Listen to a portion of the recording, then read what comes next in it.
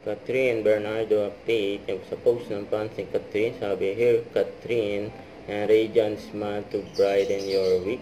We're looking forward to this new project. We love and miss you, Kat. And new project. May nagsasabi din na endorsement shoot ni Catherine yan. Na sinut dyan sa NAIA Terminal 2. Kaya ngayon ang uli nilabas.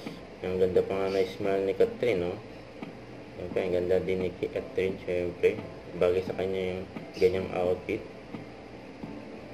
Inabangan yan. Bagong blessing ni Catherine. Ito, sa post na Abante News Online, sabi, trending sa social media ngayon, June 17, ang mga picture ni Catherine Bernardo na nakasuot na pulang OOTD. Kasi ito pa yung picture ni Catherine kasama ang team Catherine. Yan, nakarang araw. Pinupunta siya ng IB Clinic. Kasi ito ba? And Happy Father's Day. Yan, kay Daddy Teddy ni Catherine Bernardo. Yan, nag-TikTok pa nga, oh.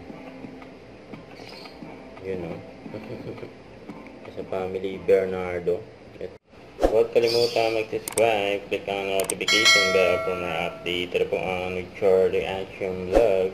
Bye guys, thank you for watching.